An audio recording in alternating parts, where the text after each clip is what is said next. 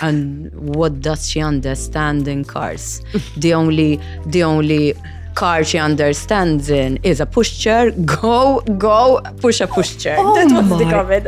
When I saw the two lines, I said, I have to push this out of my mind and continue with my duties, you know. I mean, I had just found out, literally, I tried the pregnancy test, the second one in the parliament bathroom. And this is the first generation of children in their upbringing that in 10 years' time, their whole childhood is actually super exposed on social media. Rebekah Borg flashing people.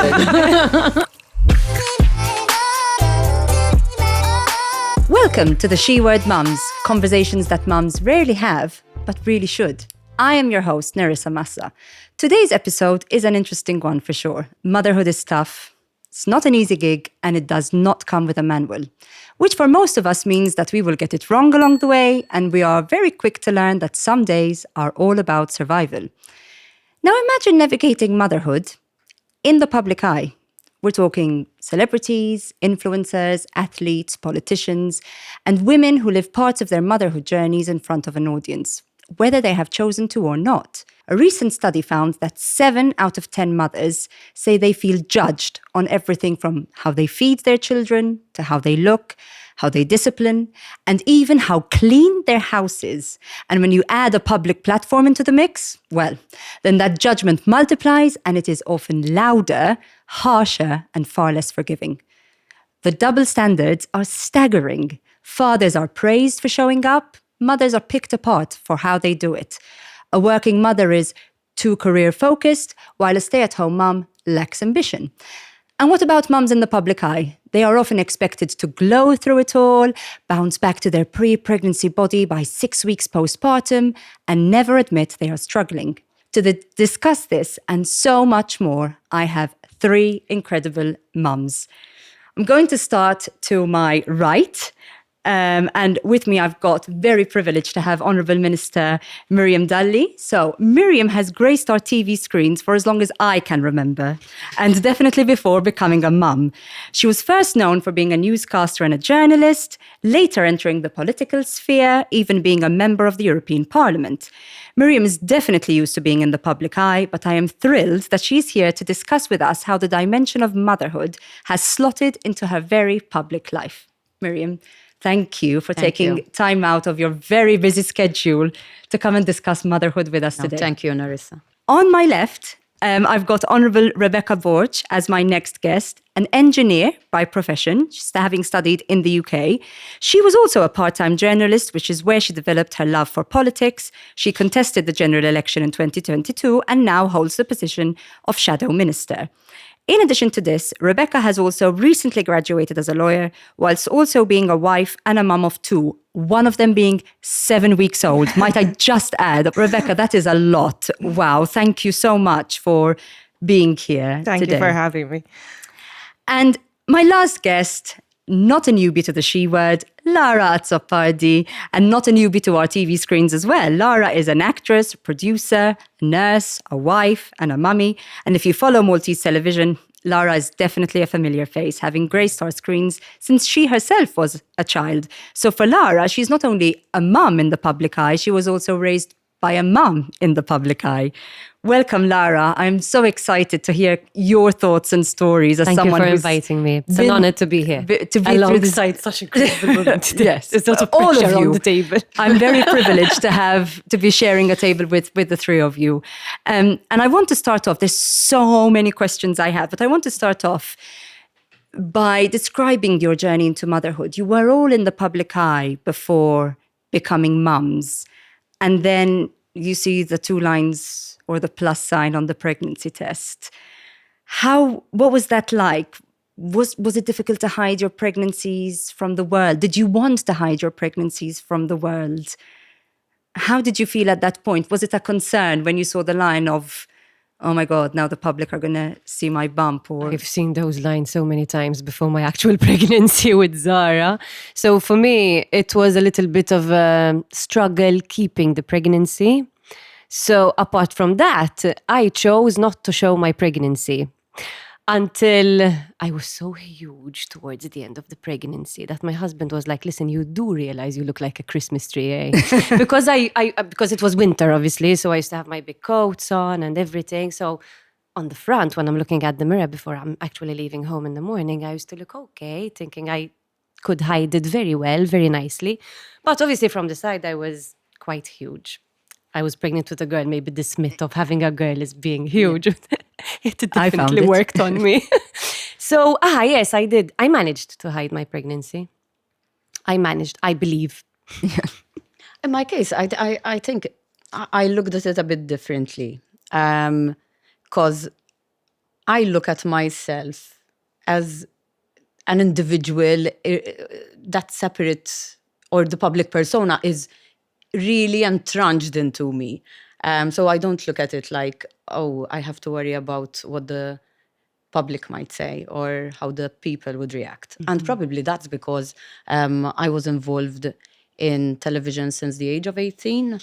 And I used to do newscasting, political programs. So I think I got used to being judged since the age of 18. And that somehow became part of how I have to deal with things. It was the fear of losing the child, I believe. The fact that But you said I you had previous miscarriages. So I had so much fear of showing my pregnancy and then having those congratulations in order, and then eventually like I'm not you pregnant have anymore. to break the news. So that was a little bit tough on me, which did not leave a good effect on my well-being. So that's why I chose not to. There's another issue. My elder is 12 years old. So we're speaking about this happening 13 years ago. And 13 years ago, social media was totally different. Yes. And that makes than social media makes a big today. difference. I have to say, 13 years ago, whilst I was pregnant, I was doing TV programs. There was the electoral campaign, so I was on TV all the time. I was in my final year reading for the law degree, so I was going to university at the same time. I'm mentioning this because I remember when I had to do my viva, I was like 37. I had my 37 exams, and my a half final weeks exams at pregnant. 39 weeks.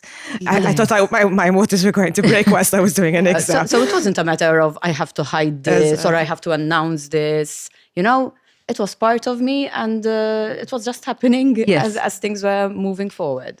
But I think the social media point is a very valid point, because there's definitely. no pressure to kind of, do I announce it? Do I make it public? For you, it was just like, you see the bump, it's there. I don't need to make a big deal about it. It's just there. You notice it. If you want to say congratulations, you can. But, it is what it is. If you It's don't, just, that's it's fine as well.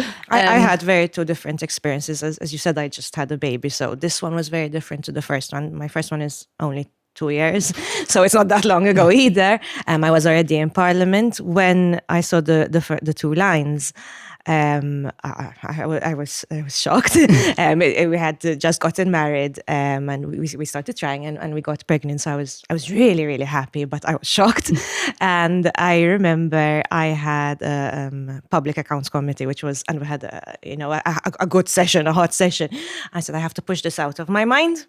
And continue with my duties. I mean, I had just found out, literally, I tried the pregnancy test, the second one in the Parliament bathroom, because I went to buy the digital one to confirm the one I had. I said, okay, now, so I have to move on.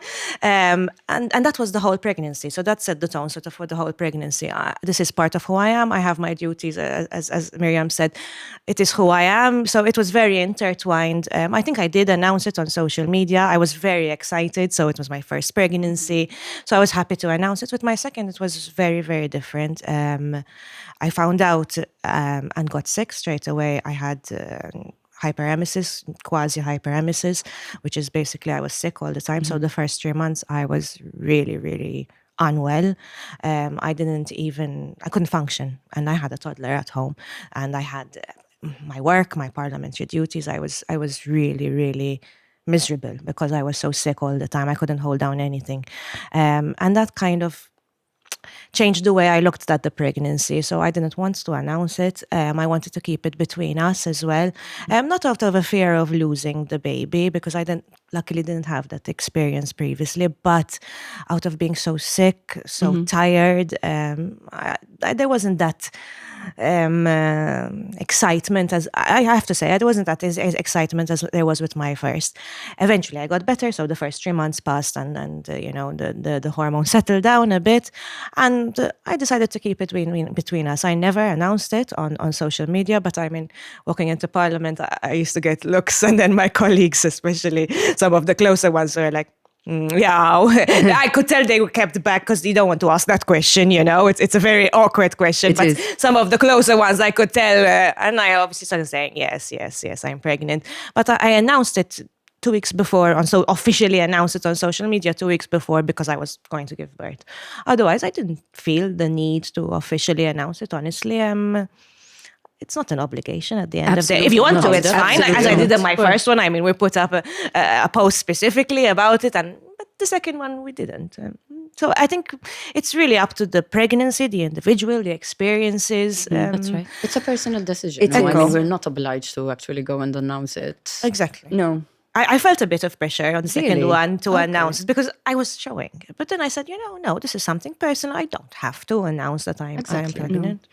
And just on your point, Lara, anyone who goes through pregnancy loss, it's already hard enough even to announce it sometimes to family and friends, because you always think of, if I've said I'm pregnant, I also have to be prepared to tell these people I've lost the baby. And it's not an easy conversation to have. And no matter how much awareness we have, it's still not a taboo, but it's still a very difficult conversation to have. But this points out the fact as well for people that when they meet you, for example, they're like, "Is you're getting older? You should really get pregnant now. You should really." I got those calls. I was older, Jeffrey, when I got pregnant with my first. But you're reminding me of something. I was head of news at one.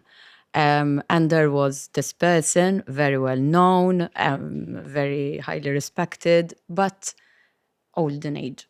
And I used to get these weekly calls. And he used to tell me, "Hey, Miriam, you're okay?" "Yes, I'm fine." "So tell me, did you find a boyfriend by now?" I'm like, it wasn't like close, it wasn't family or something. I'm like, "No, not yet. I'm enjoying the single life." It's true. I got married at the age of 34. So for them, probably it was very late in the day. And you don't have a boyfriend. I said, "How old are you now?" I'm like, I got the same. I'm 30. "You're growing old, huh? The clock is ticking." Oh my God. Think about I it, got huh? exactly the same. "I'll call you again, bye." And he's like really angry that I didn't find a boyfriend. I would have called him first when I was like, "I'm pregnant." So, there's still, or at least there was still this mentality that there is still. I think it's still the same, that hey, if you want to have kids, get married, have kids as soon as possible. I'm going to touch upon a point you mentioned earlier when you said, I've been in the media since I was 18, so it's almost for you, there's no private Miriam, public Miriam. It is you. And so this question, you probably will say, it has never been an issue for me. So you've never felt, before thinking of starting a family, how will motherhood impact my public life, my work in the media? Because let's be honest, when you are in the public eye, you are relevant if you stay present. The minute you move away from the public eye and you are out of people's minds, your relevance becomes less and less. Not so much like any other job where you take maternity leave, they keep your job for you and you go back. If you are even an influencer, if you stop posting on Instagram to take time off, you become irrelevant. So was this a consideration before having children, or was this a concern when you were pregnant and you thought, oh my God, now I'm going to have a child. What will my work look like? Will people still want me to be on the media doing certain roles? Lara, in your case as an actress. But I also found out today, in Parliament, you don't get maternity leave. So that wasn't even a choice for you guys. I mean, That's insane. Not even in the European Parliament. That blows my mind, because we're in 2025 and we're trying to push women to be on the forefront and gender equality. And then we don't even recognize that a woman, because some people are ready to bounce back, but if you've had birth trauma, if you were in a wheelchair for 3 months, if you couldn't get yourself back up after, I mean, so were these considerations that you had to take into account? Like, how will this impact the rest of my career? In my case, probably because I worked in the newsroom as well. So you work under a lot of pressure. You have a deadline every day. So for me, and this is something ingrained in my mind, I work day by day in the sense. I say, what do I have tomorrow? Okay, I can do this. How am I going to juggle the kids and everything? And I try to make it work. If I see that it can't work, I try to change things. But I take it day by day, because if I take a whole week, if I take a whole month, it gets like a mammoth task. And, I feel like I can't deal with a mammoth task or something that big. So I try to dissect everything into smaller pieces. And taking things day by day works for me. And it was the same thing with getting married, having kids, etc. So for me, obviously, I wanted kids, because after those phone calls, then I felt some kind of pressure that I have to do this. But it wasn't like, let's have a discussion on how things will change when I'm pregnant or when we'll have the kids. For me, it was like, okay, this is another phase, and I'll try to adapt according to how things pan out. If it's plain sailing, it's fine. If it's not plain sailing, we try and, do things differently. And I think that takes a lot of pressure from you. But speaking about the European Parliament and maternity, my second kid was born in Brussels. I was in the European Parliament at that time. I was the coordinator of the Socialists and Democrats on the Environment Committee. Okay. So I had to lead my colleagues in the committee and on all the files related when it comes to plenary. And I remember I had an assistant, my advisor, my primary advisor. She was pregnant as well. We were hoping that she was going to have her kid like a month later than mine. Kane came later than expected, and her kid came earlier than expected. So I went in on Sunday, she went in on Wednesday, and I ended up with the office empty. So on Wednesday, I had to go into Parliament. Oh my God. And it is not something I suggest to anyone, because it was tough and it was exhausting. But I had to go in. And I remember taking Kane with me. I remember I had committee meetings where he had to come with me.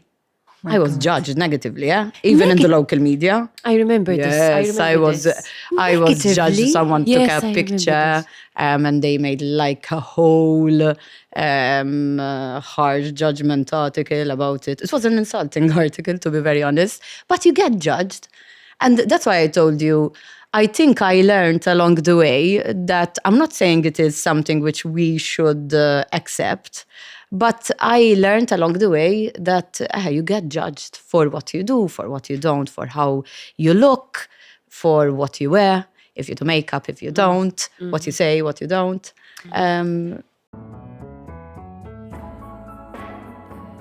Take care and indulge in the liberation of smooth, hair-free skin.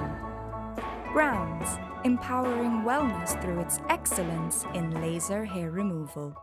Periods are part of the game, but they don't have to throw you off your game. Try new Always Platinum for up to 100% leak protection, faster absorption, dry feel, and it's more cushiony, so you can focus on your game. It's a new period, always. As your child starts to explore the world, every step helps them build resilience. Backed by 50 years of breast milk research, Aptamil Pro-Nutra Stage 3 is a nutritionally tailored formula with vitamin C and D that contributes to the normal function of the immune system, and with NutriFibers. Aptamil Pro-Nutra Stage 3. Your life, our science.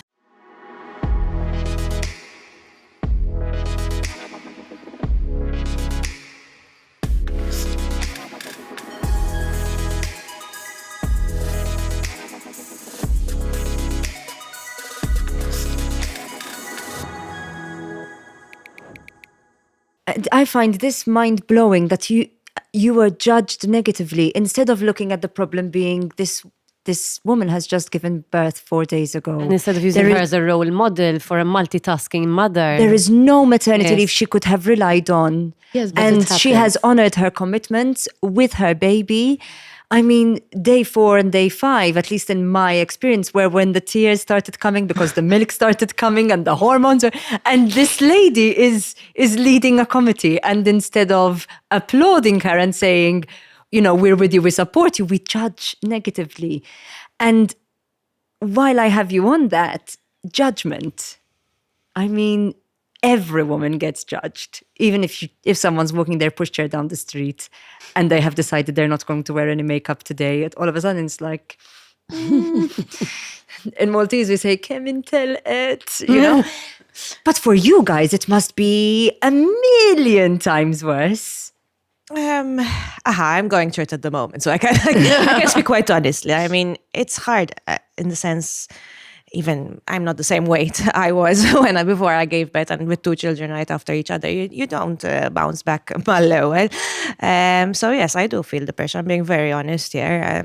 At the moment, even clothes I'm wearing. This top is maternity. My trousers are normal, and my jacket is probably not fitting properly. Just finding the clothes to wear. In the public eye, even at home personally, but even if I go to Parliament and on the first day I had to get up and give a speech. I wasn't, I feel the difference. I know I look different, and I think we've moved forward in the sense that not as many people judge. I think most, especially other women, understand and aren't going to be like, what is she wearing? But you yourself feel different. You are different. Your body is different. The way you think is different. And I mean, I think it's more that rather than the fear of being judged. It's more myself that is judging me. I think the first thing I said as soon as I came in here, I was talking to someone was, because I need to lose weight. You know, the pressure is myself putting it on myself rather than because I don't know, Miriam on the other side is going to judge me. Of course not. It's not that. I think it's even ourselves, judging ourselves at postpartum, especially you're very, you're different. But I think it's a culture issue. It is a culture issue. I think it's a culture issue that, there's this pressure on women in particular. It might be on men as well, but obviously I'm speaking as a woman. Exactly. But I think it's on women in particular that To look you a need certain to way. look in a certain way. You need to act in a certain way. You can't be too emotional. Because if you're too emotional, you're judged harshly for it. If you're not emotional, then all of a sudden you're very strict and superva and everything.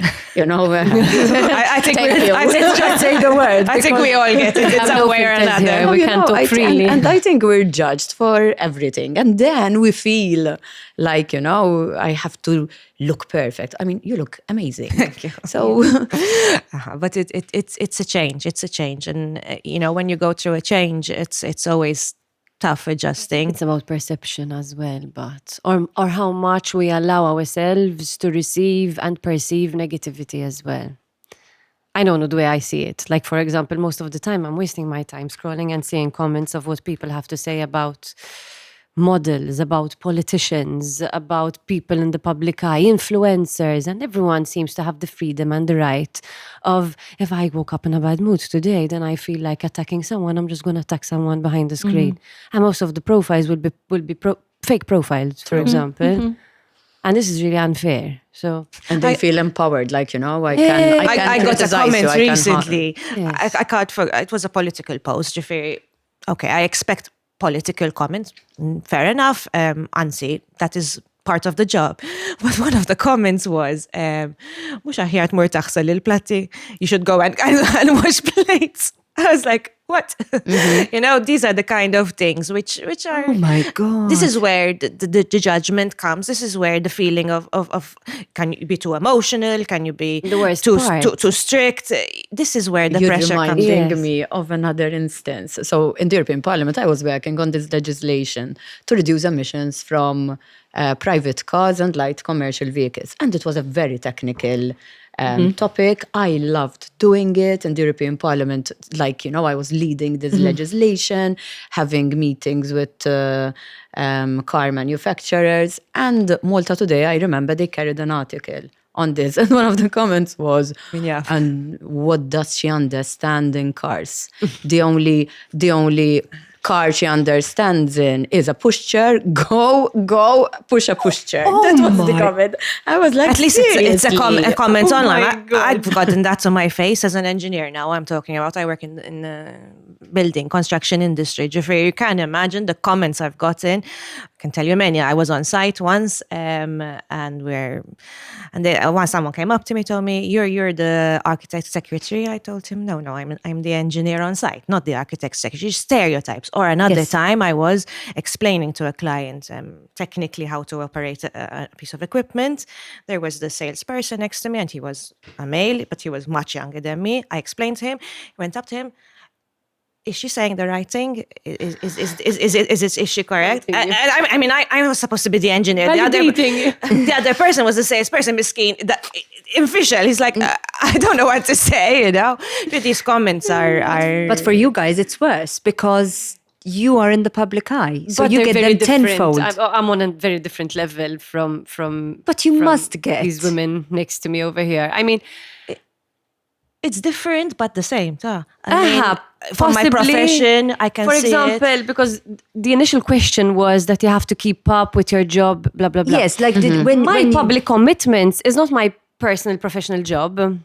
So that is what I see different from these women next to me over here. So in my case, I got pregnant. I was filming a series called Named the caqqufa. Yeah.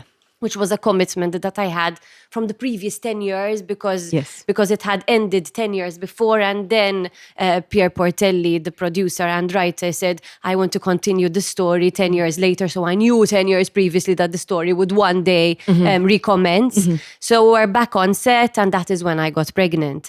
And I went up to Pier and I'm like, we have a problem. And he's like, what happened? Because thing is, for those who to explain a little bit in depth, we were filming according to location. So, for example, if from episode 1 till episode 15, we are filming at Nerissa's house, we have to film all the scenes from episode 1 till episode 15 in this particular location. Okay. So that would mean that I would have to take photos of my continuity. For example, if my hair and my roots are up till here, I have to keep the same continuity. My nails have to remain the same. And during this time, my wrinkles were increasing and my boobs were growing bigger and my tummy, and I was all very circular from everywhere. I was like really rounded. So how could you keep continuity in such a short period of time where every week I was gaining so many kilos and water retention? But even your face, it just changes. And like you said, this is just a hormonal thing. And how did you do it? Because now I'm curious. I actually managed. Previously, Rebekah mentioned she was really bad with smells and with so I had that as well. I was on set every day. I had my full-time job in the morning, and then I was filming in the afternoon or in the weekends. And every time I get close to someone, I used to smell this wild smell of fish, madon. I was really bad with smells. I used to get really sick. And then when you have these close-ups and these confrontations with very people close to you, I'm like, please don't get offended. But I'm like, I used to get really So in the scenes, I used to get these really red eyes and veins coming out of my face because I was, vomiting non-stop. Oh my God. We managed, and then we decided we had to film all my scenes at one go, and then I stopped for a bit because I was seeing some blood in my pregnancy. I was in bed rest and all the drama of the whole wide world during caqqufa. But we managed. We had to change a little bit the angles and the clothes. That's it. We manage. Of course. Yes. We manage. We're all here managing. You said one thing. And again, this brings us back to being a woman and being a mom. You went to Pierre and you said, we have a problem. Houston. I'm pregnant. It shouldn't be. Not a problem for me, but a problem for the production. For the production. But you know what I mean? It is. And when you are in, for you guys, much more than maybe other roles where you can kind of take a break. Because it feels like your certain blessing extent. is going to be a problem for other people around you. At work, you have to give a handover for, because I had And I maternity think it leave. applies to everyone. So it That's applies it. to us in the political sphere. It applied to Lara in her acting sphere. But if you're a teacher, Yes. you have to inform them. I'm self-employed. I mean, if you're a self-employed, because you say if something crazy. happens, It's crazy. what about my income? Politics is less of a concern because politics, I mean, the parliamentary duties are what they are. But then sort of politics is how much you want to give as well. So your job, you have clients on the phone constantly. With you, it's different. I tend because, to, but don't forget, yours is a full-time job. Mine is not. Yes, I have in to. my I case, have it's the not like politi- I can take it easy Yes. today. For me, I have my job and the politics, so I have to somehow cope with the clients calling me. No, I'm on maternity leave.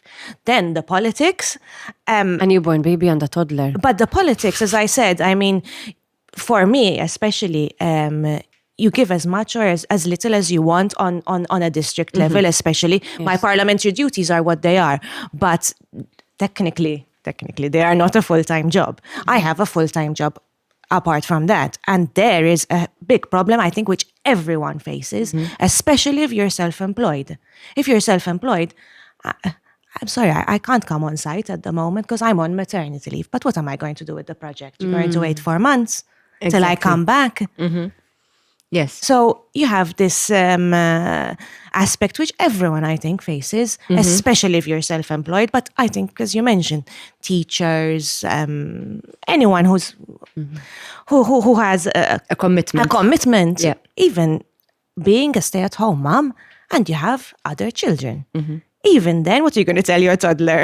I can't take care of you because I need to take care of the newborn, which is something I'm facing at the You have moment. to be there and you have to give them 100% plus. Exactly. So whatever situation I think a mother is in, we struggle. We have to juggle and we have to balance and we have to do it no matter what.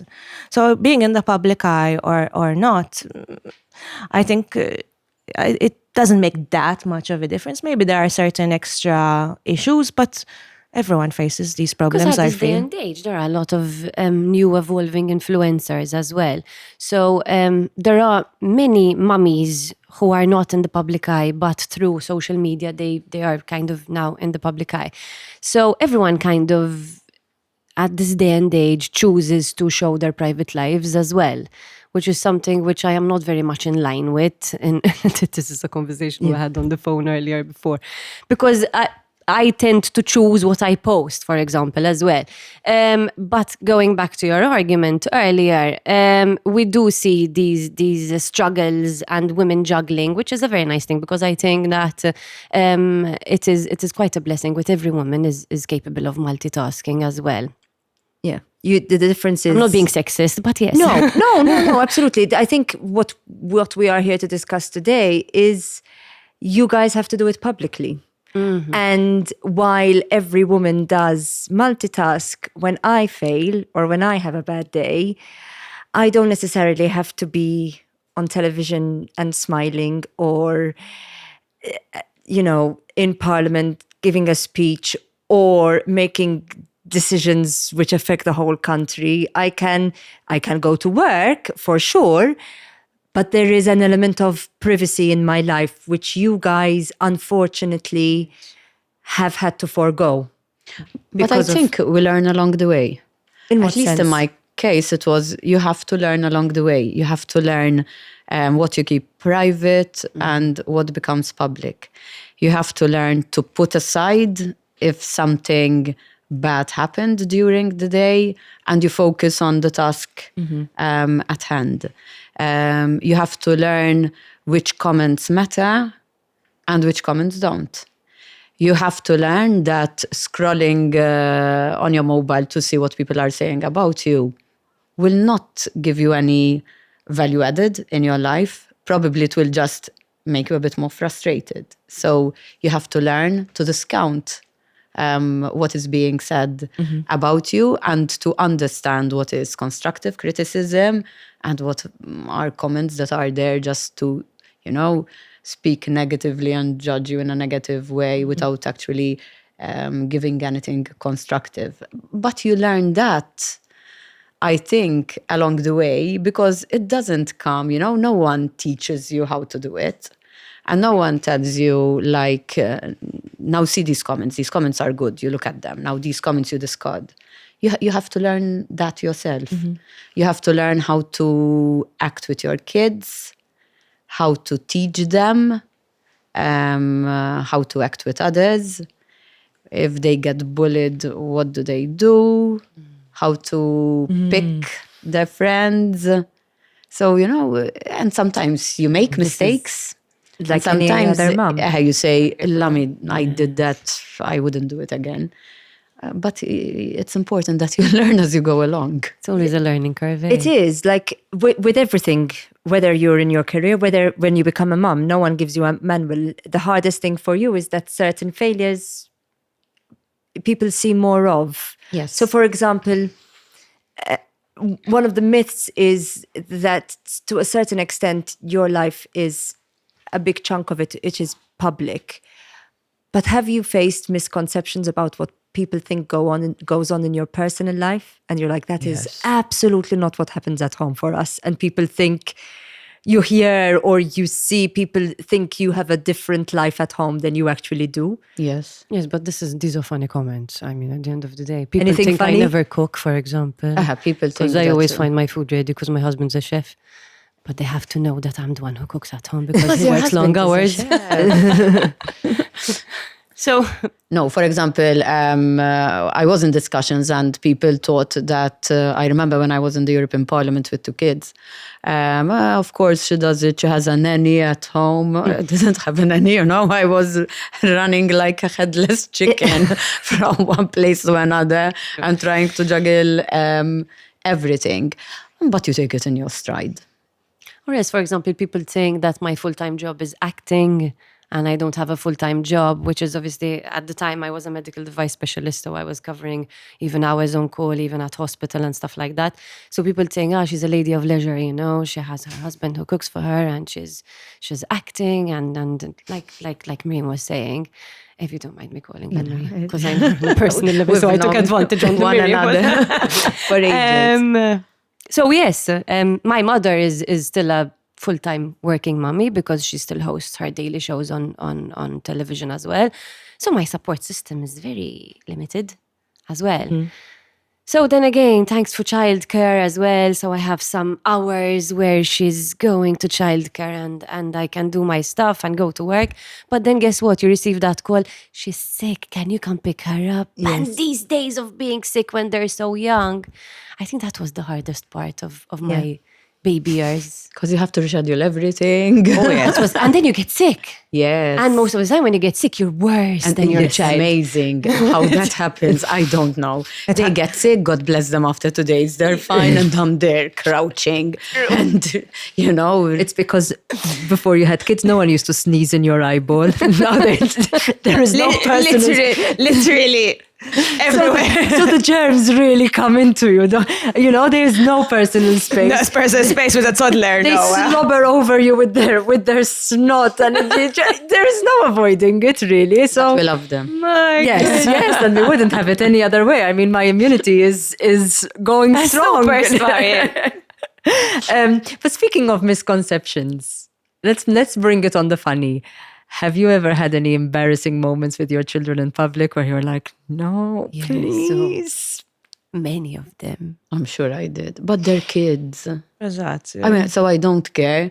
They're kids. Listen, I mean, you I have succumb to pressure as much as you want, in my opinion. So, for example, I had instances where I was campaigning for the European Parliament or campaigning for the general election, but now they're growing a bit older, where I was doing this very serious discussion. And Kane is the younger one who loves the spotlight.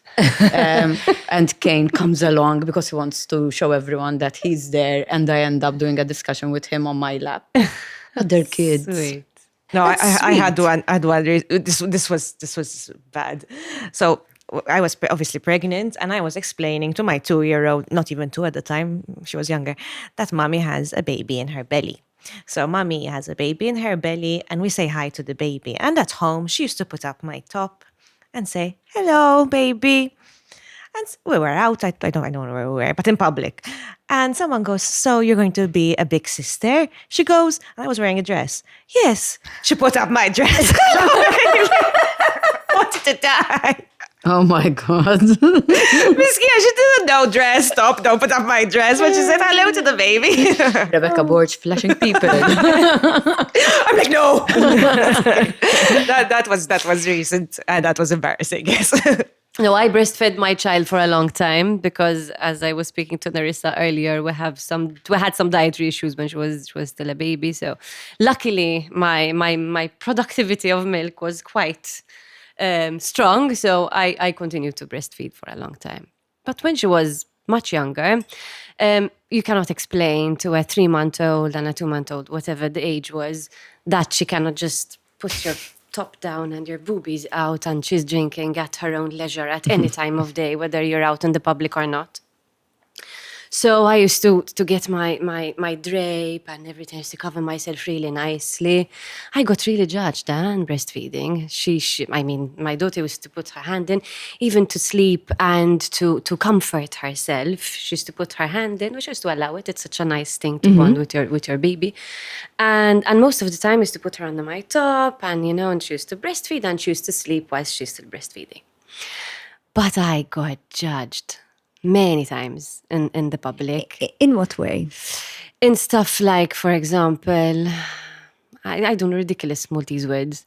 Missatisti, out the tinzadi, like she's removing her clothes here. And one time, and let me tell you, there is a certain niche of people who are ready to judge, and most of the time they're men as well. So because women they have this more maternal instinct, so probably they do understand a little bit more. But yes, it happened. Once I uploaded a photo when I gave birth to my daughter, and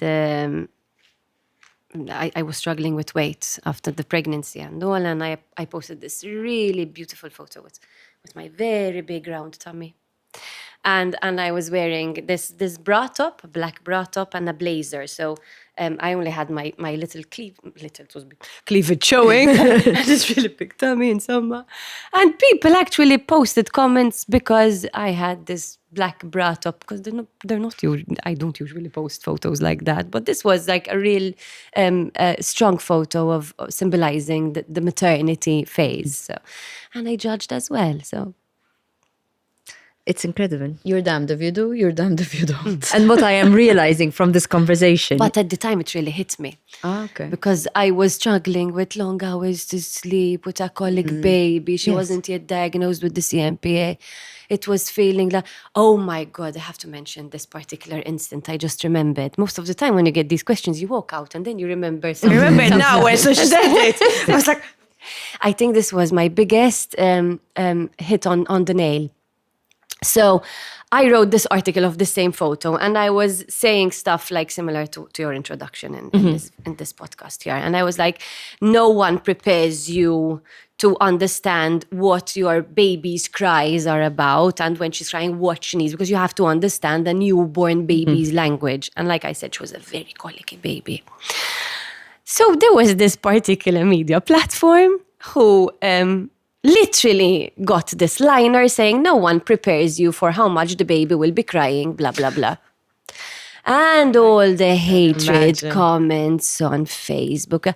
Yes, of course, because you're not used to raising children, because you don't even have brothers and sisters, because you're not used to being with kids. Yes, because being a mother, Hanini, is not about butterflies, unicorns, and glitters. And I called this news portal. I'm like, you got to be kidding me. The whole article, only that part you got. Yes, it's clickbait. I was really bad. I was really bad. I started like raising my voice, and they had to remove the article. Because the thing is, It really affected me, Madov. Whether for a moment of disconnection, a complete body-mind reset, or a bonding time together, book online stress-free at myoka.com. Complimentary spa facilities on every visit.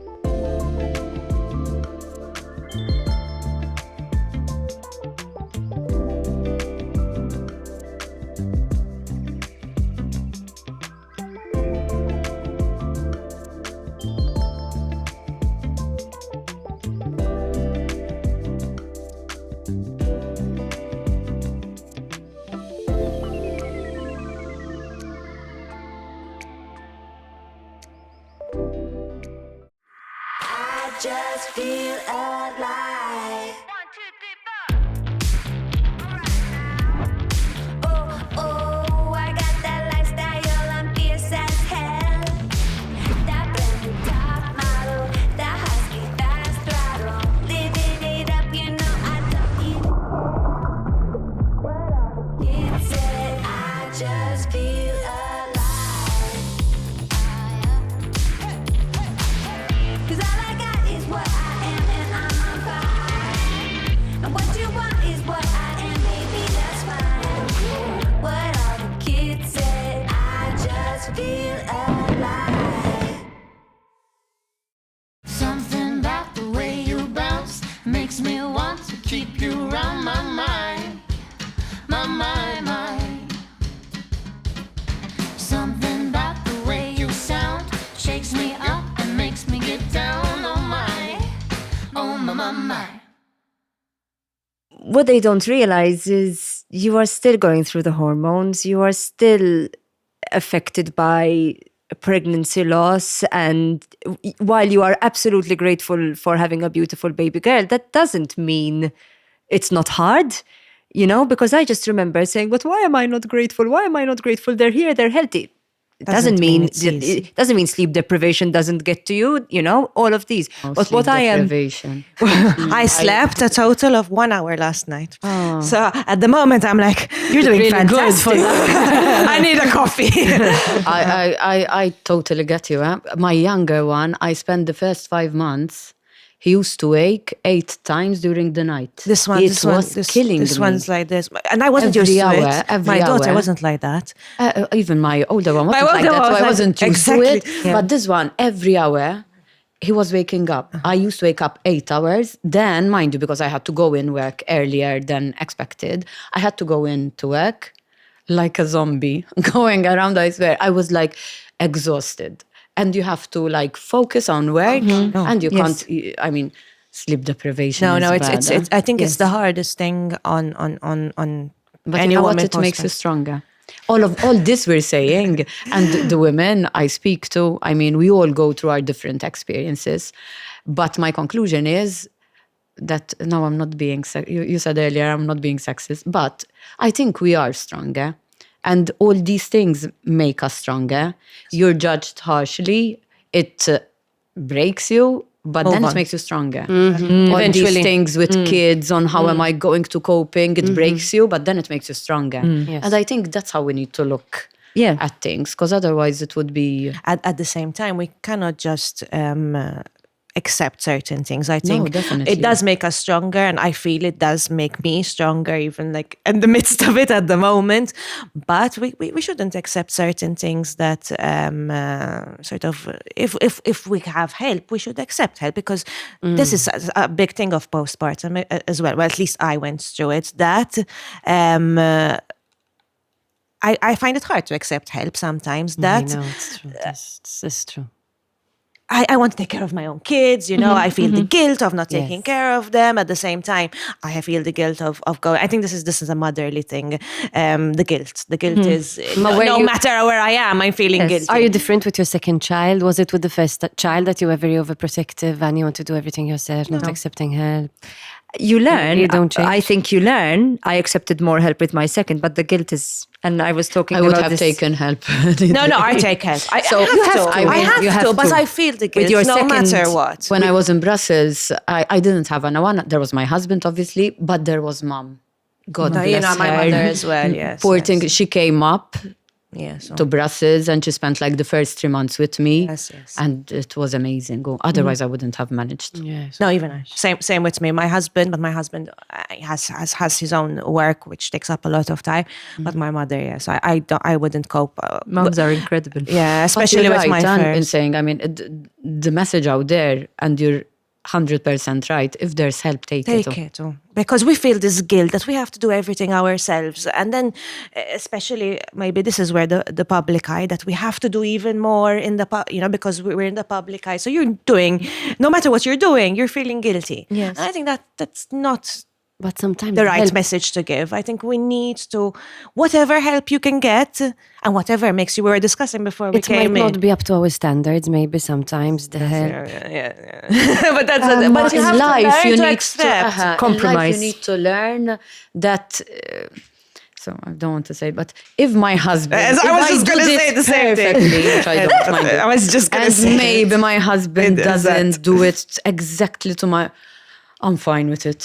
Thank you. Yes, You're close amazing. your eyes, move on. You did this. Exactly. You're 1 in a million. I mean, Yes. My That's what- it's always that's it. easier. It's not easy, Especially but when it comes to the baby. At least a newborn with my daughter now, she's a toddler. My husband, they love playing rough, Yes. throwing her up, and she's giggling, and that's fine. But with a newborn, I'm very protective. Yes, that's the thing. They're so small and delicate that I need to feel. I feel very protective. But like Miriam said, when my husband says, it's my night, because we're trying to take it in turns who spends the night now. Because at the beginning I was doing most of the nights because he was in the MPICU, and then he was in hospital, and we're still trying to breastfeed. But now my husband is taking one night, I am taking the other. I mean, Very good. when I'm Do you manage to close your eyes and sleep and you're still listening to but us? this is where what you said comes in. I need to let go and say, no, I need to get my rest, because otherwise but no matter what, first of all, my husband is the baby's father. So exactly. he should be taking one of the nights and doing his duties as well, because we're both in this together. But yes, I feel that part of me where he's not doing it exactly how I want. The bottle isn't being sterilized in exactly the same way, or the Muslim cloth is on the bassinet. Safe sleeping. No, take it off. So I have these, but at the same time, Yes, I'm quite we on need that to job let as go. well. We need to let I go. was. The way he's holding the bottle because of the air. because of the air. Check the bottle. Yes. And really and truly, when you let go, they feel more parts Yes. of their upbringing. Yes. They feel more We have part to of let the them be family inclusive nucleus. as We, well. we are. We preach about equality, being equal parents, but then it's up to, let me speak about me. It's up to me to let go and let him do his part in an equal way, because Yes. if I'm the one telling him, which I do, and I have to admit, the bottle, his head isn't being held properly, because he's a bit colicky as well, so I'm a bit weary about the amount of air going in, but he has to do his thing as well, so I We think have this to is show them how to do it.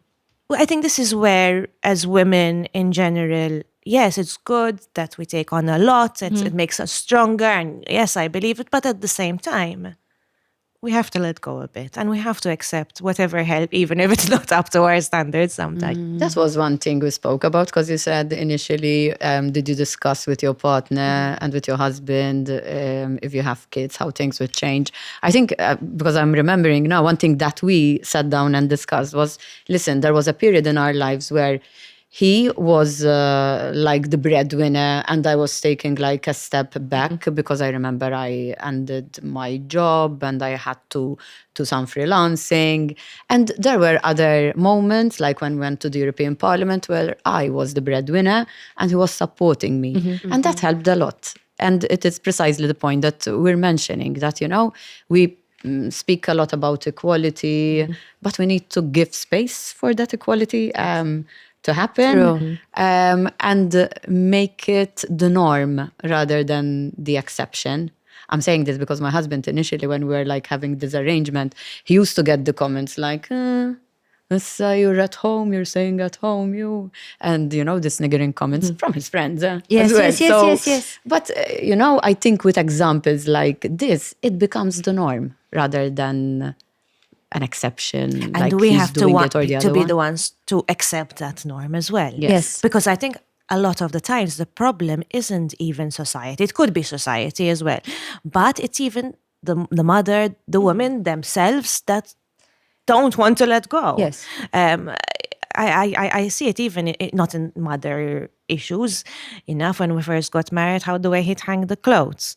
Yes. So he wouldn't hang them in the right way. Yes. And I'd comment and I'd be like, no, why am I commenting? You know, these things need to be done equally. Yeah. He has his way, I have mine. Because if Exactly. I comment, then signala I'm feeling like I'm doing them better and this is my role. And it makes him I'm feel perpetuating that. Empowered. yes. And it's human nature, because if you criticize me all the time, if Exactly. I'm I'm not gonna do it I'm anymore, not cooking Issa. perfect, you're not Exactly. cleaning Yes. this Yes. perfectly, So- I'll tell you, okay, you You do it. Quickly. Exactly. And we're perpetualizing that norm of the women should do it. I think Exactly. in 2025, I'm very as guilty on Mm, women this and moms, I think we all are. Yes. We all are. But in 2025, what we are as millennial moms and as millennial women, we are breaking so many traditions and stereotypes of dads being able to stay at home, of women being breadwinners, of it being 50-50, of so many different things. But it is of how we're raising our children, you know, letting them get in touch with their emotions, no smacking, no, you know, kind of not gentle parenting, but kind of doing things a little bit different, being more aware. So we're breaking a lot of generational stereotyping, which is not easy, because we were brought up by women who, for most of us, did it all. And most of us didn't have, well, at least in my case, my father was present, but he wasn't a present father. He never changed nappies. He never said to my mother, oh, you rest with the newborn, I will make dinner tonight. My mother handled it all. So my role model was someone who just got on with it. And so that makes it harder to then empower the man, because the role model is different. Yeah. But just on that topic, how are mums in the public eye judged differently to dads in the public eye? I have a stark example. I remember when I was campaigning for the European Parliament election. I was called in by the then Prime Minister when Jack was, 2 weeks. Oh my God. So he was born on the 24th of July, and mid-August I was called in for this meeting. And John told me, what do you think he wants to speak about? And I'm like, elections, MEP elections are coming up. Probably he wants to ask me about that. And John goes, what are you going to tell him? Let's prepare for this strong meeting. And I'm like, no, as if I have a two-week-old boy. I mean, it's the last thing on my mind. And I go for this meeting. I leave this 2-week-old boy with John. His father was a minister at the time. They had the minister close by, so at least he could take the baby there. And I went for this meeting, all, strong. I'm going to say no and everything. I come out of the meeting saying yes. and Same experience. How am I going to explain to my I go husband down that? the stairs and I'm like, now I have an issue. How am I going to tell John this? So I go and I'm like, hi, John, all right. I don't say anything. So what was it about? About the election. Oh. What did you say? You said no? No, I said yes. Okay. How are we going to do this? But then we started, it was a family thing. But what I remember is, so I had this newborn and there was another male candidate who had a newborn as well. So for Jack was like 3 months and he had a 1-month-old baby. And you campaign, you go around in clubs, different places. And I remember this woman. And she goes like, and you, in Maltese obviously, went, why are you contesting? Don't you have a newborn? How do you think you're going to do this? Why don't you just go and take care of your kid? And I'm there like receiving this harsh criticism. Yeah. And I'm like, why are you telling me? He has a newborn. Yes. And his newborn is younger than mine. And she goes, yes, but you're the mommy, not him. Yeah. Yes. Yes. So, so he could have done it. In Mayina, no. No. I shouldn't even have dared contesting an election, probably because I was going to Brussels, etc. So Actually, if that, and I don't know who this other MEP, but if this MEP was then photographed with his son yeah, probably at the everyone swings, said, everyone would be like, how oh my cute." God, he's an MEP and he takes his son to the swings and he takes him out in the pushchair. He was a candidate, so I don't. No. I mean, I But don't the know pool who it becomes- is. No, I don't know who it is. So, but you know what I mean? Yes, If, but with the it's dads, true. it's like, oh my God. He's a you know? superhero. He's a The dad is a superhero. But if superhero. you took him out, took your son, it'd be like, she managed to find some time in her busy day to take him to the swings. The narrative is, do you Completely find different. that narrative Yes, being different? I get it all the time. I mean, I was still studying as well when I had my first. And the comment I always get is, how do you manage? Fair enough. I mean, fair comment. But my husband never got, how do you manage? He gets, how are you going to financially manage? So my husband gets that comment, finances. I get the time comment, but why? Why do I get the time and he gets the finances? I mean, anyone can be the breadwinner, like Miriam was saying, and time-wise, we all do what we can. And you mentioned 50-50. Each family is different. Some can be, for example, for me, I don't think it's 50-50, honestly. Some days it's 100 me, some days it's more him, some days it's my mother. So it's not about 50-50 really. It's whatever suits the family on the day, at the time, in the circumstances. And I think this is something that even I need to say sometimes. Today is this day, tomorrow it's another day, and I could have more support. Sometimes I do get frustrated, I'm speaking honestly, even with my husband. When is he coming home? I need to go to... Recently, I'm going to speak I had a radio program at 5, I have to be there. I can't be late for radio. He's late. I'm getting frustrated, but we all have our meetings, our priorities. And that day it looked like I had to give more, and we had to manage just on time. And the next day I had more time to get ready slowly, and he had the morning where he had to take my daughter to school. So it's about coping, but it's not about 50-50 each day. And it's about patience as well. Yeah. It's definitely about patience, at least for me. Let me speak about that. Patience with my daughter, patience with my newborn as well. When, like last night, he decided he didn't want to stop crying, miskin. And my daughter woke up, and my husband remained asleep. But on other days, like I said, he spends the whole night with them. It's about whatever suits you, and whatever works for and you. whatever works for you. And each family, is completely different. has a different solution. Exactly. Because the moment we start saying, I do this and it works for me, it's like, the perfect model. Exactly. You start putting a lot of pressure on others. Exactly. There is My no right or perfect wrong. model is totally imperfect for you, and vice versa. And that's why we shouldn't judge and feel the pressure. So if people are hearing us today, and I'm here 7 weeks postpartum and I'm talking in this way, for me it maybe worked, but for you it might not work. It doesn't mean what I'm doing is right. It doesn't mean what I'm doing is wrong. No. I mean, that's it. When it comes to motherhood, families in general, it's whatever works for the that family. family. Exactly. We need to be less judgmental and accept more these innovative ways of parenting, of upbringing, of how you deal. Yeah. But with your partner. Some mother wants to stay home. Some Yes. people want to do whatever they want with their maternity leave. Yes. For me, we were talking, and like same with Miriam.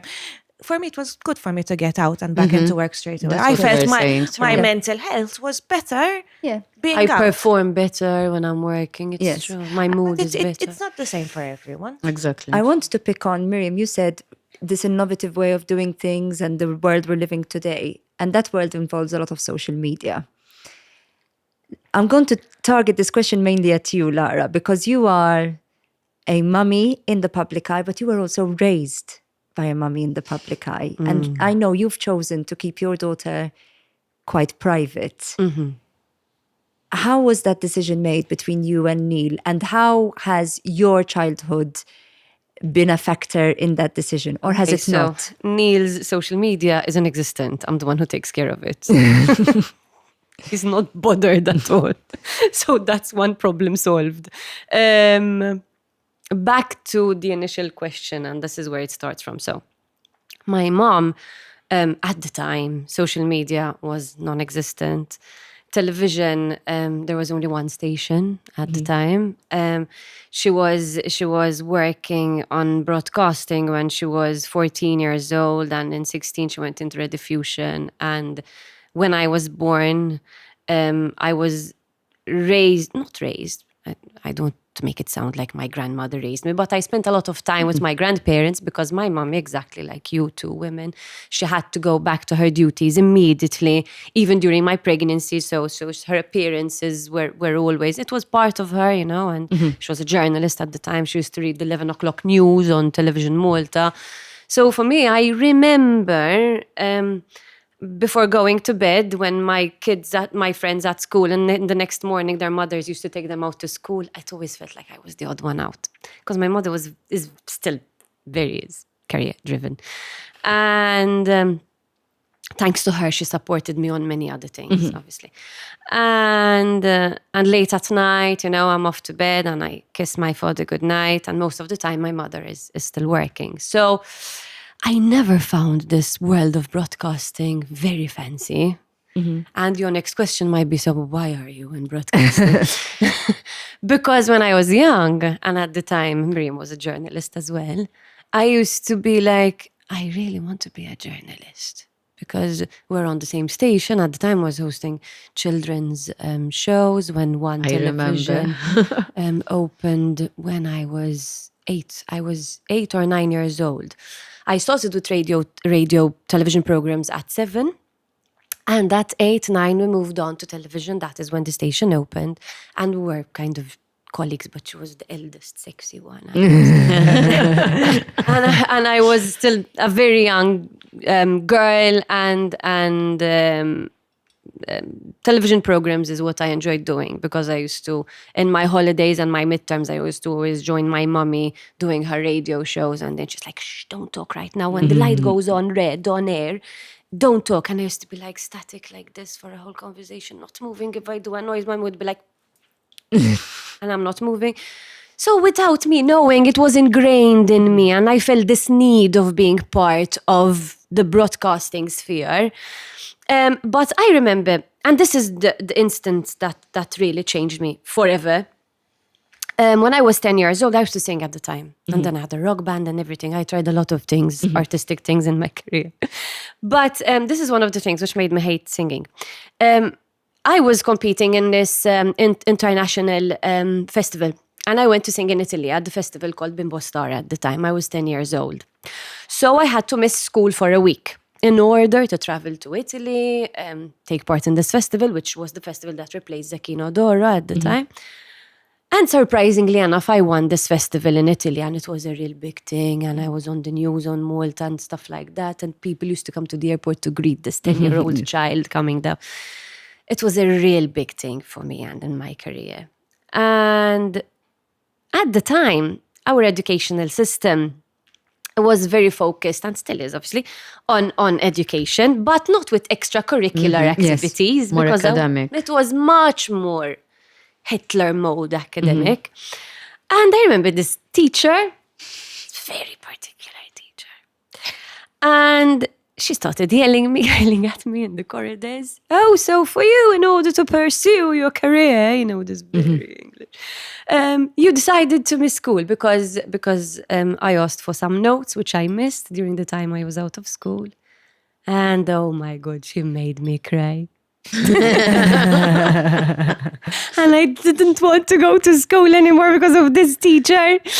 And I did not find support on my artistic career and on my music career at all, because this teacher decided that she didn't like me anymore. So Wasn't for you. it was According to her. to pursue my career. Anyway, and after that, when I was then hosting children's TV shows on a political station, by the way, at the time I was not aware of what's nationalist and what's Labour Party. I had no idea of what it was. I only focused on my career in children's shows, and I was really happy hosting this show with different characters and so on and so forth. I went into senior school. And then in Form 1, that is where I had encountered my first time of bullying coming from another student. Okay. Where this girl used to make fun of the show, and I am a very sensitive character, by the way, as you might have already realized. This girl was started with the bullying and oh God knows what she did. But I wanted to quit school. I didn't want to go to school anymore. I wanted to change the school. It had really changed me. I became very bitter and very cold. I did not want to make new friends. I was an only child. I did not have any brothers and sisters. I did not open up about my problem at the time. And that is when I went up to my mom and I'm like, screw TV, screw my career. I don't want to be a journalist. I hate being in front of the camera. And it changed my character a lot. In fact, that is when I made the switch into acting. Okay. Because somehow, psychologically, and this is my psychologist really explains this to me a lot. He said, so you decided from a psychological point of view to switch into another character when you go in front of the camera, not portraying your real self, but actually acting out another person instead of showing your real self. So that apparently was part of my therapeutic agenda, which I was building up as days were passing by. So automatically it was always dik it-tifla Angela Juice. She's Angela Juice's daughter. So I had to reach expectations, get much better grades at school and this and that. And I think maybe I'm a little bit too conservative because of that manner. Yeah. If I don't know if we're... Which makes sense. So you almost want to protect your child and not put that much pressure on her early on. It's a different... To live up to... The way I see it, and I might be judged on this, but it doesn't matter. This is how I see it. Yeah. And in this age of this digitalization, digital platform, whatever, you don't know what's going to happen with the photos. And this is the first generation of children in their upbringing that in 10 years' time, their whole childhood is actually super exposed on social media. Documented, yeah. Exactly. So the way I see it, it's like, listen, she will have her own character. She decides to go on social media. Eventually, it's up to her to decide and see what she wants to do because I had no option. So I was kind of... But that's so interesting. You've learned from what bothered you. I changed it. I wanted to break the cycle, kind of. Yes.